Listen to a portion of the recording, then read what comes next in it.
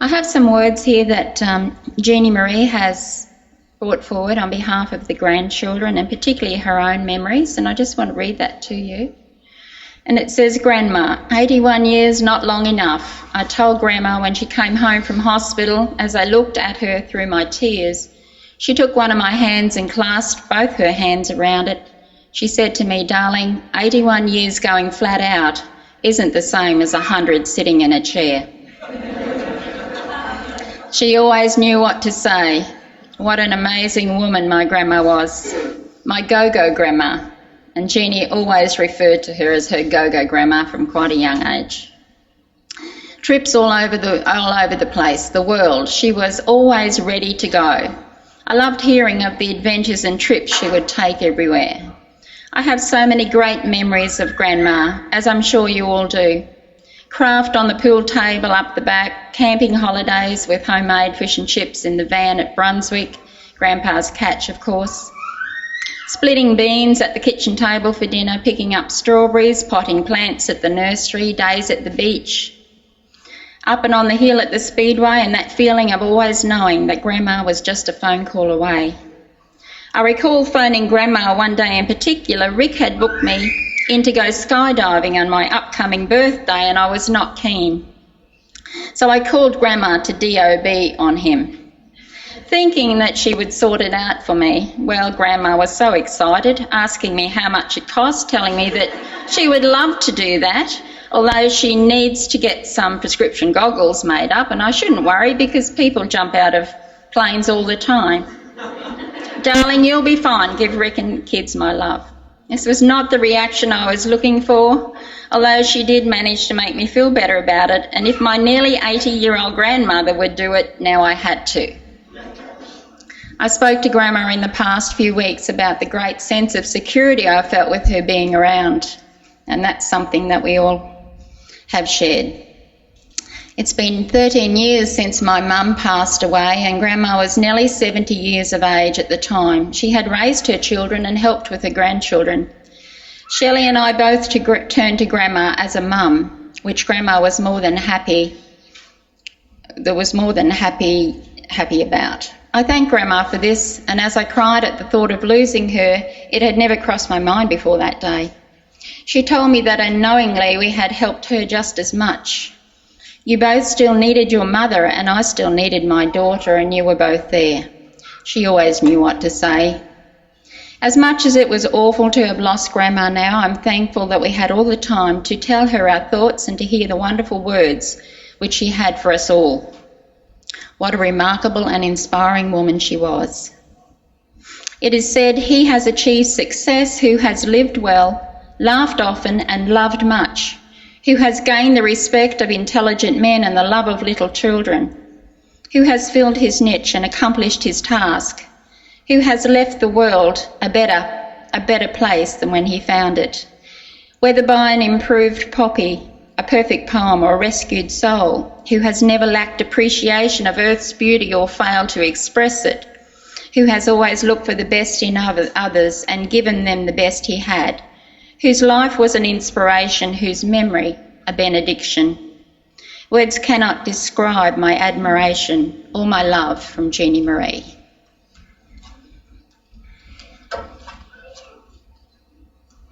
And just finally, I've written some words that I feel is a great honour for me to share with them today.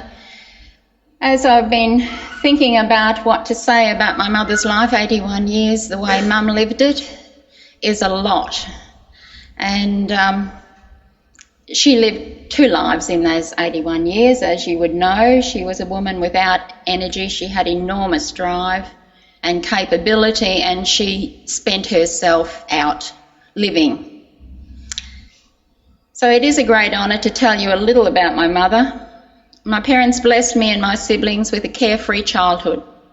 Our mother was an amazing woman even when she was young. Born in Brisbane in 1928, the first daughter of Jack and Edith Paulson, she grew up knowing poverty and war. She was a bride soon after the war finished. It was a time when resourcefulness was how you built a life together with a future. She was self-sufficient, productive and project-orientated. Mum knew how to grow, cook and bake everything good for us to eat. She made every garment we wore. Love for her children and Dad was the driving force behind her industrious lifestyle, and she was progressive, outgoing and, I suspect, quite outspoken. I grew up in the Garden of Edith, zinnias, stocks, sweet peas, geraniums and pansies, just to mention a few varieties. We lived mostly on a farm, and the love of plants, crops and flowers was one of my mother's lifelong passions. Family life on the farm wasn't always romantic bliss. As a child, I remember Mum provided some very exciting occasions, particularly when she set fire to the kitchen whilst lighting the wood stove. But the most thrilling moment for me was when she gave birth to my baby sister, Rhonda, at home one afternoon. I was 3 years old. My brother Michael and I watched the whole event in awe as Dad tried to read the telephone book upside down. But just as well Mum could read, I thought. She was my role model. I gained a wealth of knowledge from being her child. She equipped me for life, not so much from what she said, but how she lived. Our shared love affair of flowers and fabric began for me at an early age.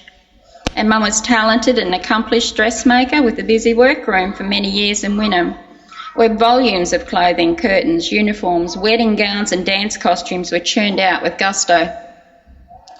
My mother provided love and security for me through a lifestyle of commitment to Dad, to God and family. Home was a safe refuge, particularly for me and my sisters. She invested her life into giving of herself to others with a remarkable ability to turn dreams into reality for us all. Birthdays, anniversaries, weddings, Christmases, babies, and a lot of family camping holidays, decade after decade. She always was enthusiastic.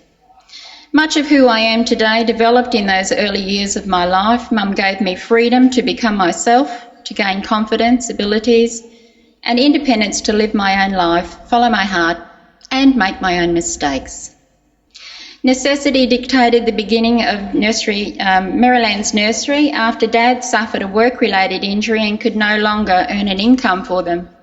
Mum's determination and her outstanding botanical knowledge just grew with the business. Years of hard physical work never phased her out. She finally retired and closed that nursery at 72, and we were trying to recall, I think she was probably younger than 60 when she began those hard years of physical work. Mum could be impulsive. She demonstrated an extraordinary desire for new adventures and travelled extensively. She had an inquiring mind and a hunger for knowledge. Was interested in everything and could remember everything and everyone for the past 78 years. Everyone in her world was important. My mother's love knew no boundaries. I believe that life's challenges develop character. Certainly life happens, ready or not. Mum faced unbelievable hardship and heartache many times in her life and overcame them each time. She grew from strength to strength. She was the marathon type, the matriarch of our family. Knowing the richness of her life is my heritage and the greatest gift of all. I thank God for her and the privilege of being born her daughter.